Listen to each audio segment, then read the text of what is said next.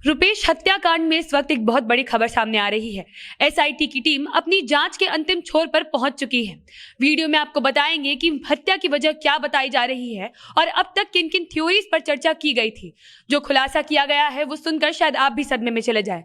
रुपेश हत्याकांड जो 12 जनवरी को हुआ था, जिसे अब तक का बिहार में इस साल का सबसे हाई प्रोफाइल मर्डर बताया जा रहा था, उसकी जांच इस नतीजे पर पहुंची है कि पूरी हत्या के पीछे कारण रोड रेज था।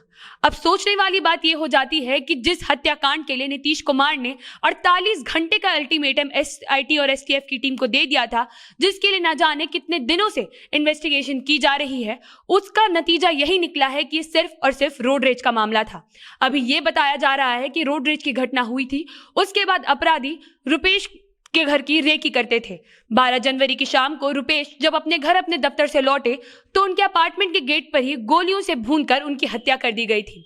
आपको बता दें कि जब जांच शुरू की गई थी तो सबसे पहले यह बताया जा रहा था कि मामला गोपालगंज में किसी टेंडर का है।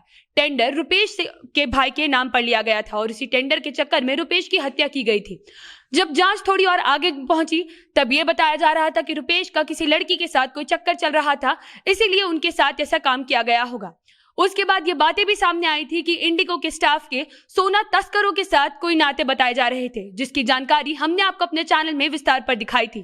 पुलिस बात घुमा फिरा के टाल मटोल के कर रही थी और कोई बात साफ साफ सामने नहीं रखी जा रही थी, लेकिन अब ये बताया जा रहा है कि पूरा का पूरा मामला रोड रेज का था। आपको बता दें कि यूं तो बिहार में हर दिन कम से कम 9 मर्डर के मामले सामने आते हैं, लेकिन जब रुपेश हत्याकांड घटित हुआ तब इसे बहुत हाई प्रोफाइल मर्डर बना दिया गया था। हाई प्रोफाइल मर्डर होने की सबसे पहली वजह यह थी कि मुख्यमंत्री ने इस मर्डर में खुद ही रुचि दिखाई थी और एसआईटी और एसटीएफ की टीम को 48 घंटे का अल्टीमेटम दे दिया था। हालांकि उस अल्टीमेटम का कोई फायदा नहीं हुआ था, क्योंकि 23 दिनों बाद इस मामले में कोई नई जानकारी सामने आ रही है। पुलिस इतने दिनों से बातों को घुमा रही थी और ना जाने किस किस छोर पर बात पहुंच चुकी थी। अब यह बताया जा रहा है कि पूरा मामला रोड रेज का है। आपको यहाँ हम याद दिलाना चाहेंगे कि मर्डर के हाई प्रोफाइल होने की वजह से बिहार के अन्य कई नेता भी इस मामले में सक्रियता दिखाते हुए नजर आए थे, चाहे वो नेता प्रतिपक्ष तेजस्वी यादव या फिर लोक जनशक्ति पार्टी के अध्यक्ष चिराग पासवान क्यों ना हो। तेजस्वी यादव और चिराग पासवान सबके सब रुपेश के घर वालों से मिलने के लिए उनके गांव में गए थे। तेजस्वी यादव ने पूरे मामले की जानकारी अपने ट्वीट में देते हुए यह भी लिखा था कि रुपेश के पिता उनसे गले लगकर रोने लगे थे और न्याय की गुहार लगा रहे थे। रुपेश हत्याकांड के हाई प्रोफाइल होने की वजह से नीतीश कुमार की सरकार के लॉ एंड ऑर्डर पर भी बड़ा सवाल खड़ा कर दिया गया था, क्योंकि नीतीश कुमार ने जब से मुख्यमंत्री पद वापस संभाला है वो लॉ एंड ऑर्डर को लेकर कुछ ज्यादा ही बैठकें कर रहे हैं और सख्ती बरतते हुए नजर आ रहे हैं। ऐसे में किसी ऐसे मर्डर का हो जाना और उसकी जांच इतने दिनों तक चलना और उसका किसी नतीजे पर ना पहुंच पाना, ये सरकार के लिए और कानून व्यवस्था के लिए बहुत बड़े सवाल खड़े कर रहा था।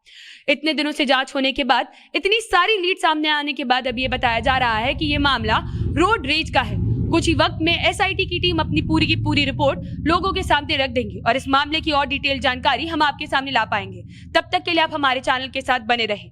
अगर आप हमें फेसबुक पर देख रहे हैं तो जनता जंक्शन के पेज को लाइक और शेयर जरूर करें। अगर आप हमें यूट्यूब पर देख रहे हैं तो चैनल को सब्सक्राइब करें। आप हमारी टीम से इंस्टाग्राम और ट्विटर पर भी जुड़ सकते हैं। आपकी स्क्रीन पर इस वक्त जो जानकारी दिखाई दे रही है, आप उसकी मदद से डोनेशन के रूप में हम तक अपना सहयोग पहुंचा सकते हैं। इस वीडियो को अंत तक देखने के लिए धन्यवाद। मैं हूं सौम्या राठी, कैमरे के पीछे है मोहित और आप देख रहे हैं जनता जंक्शन।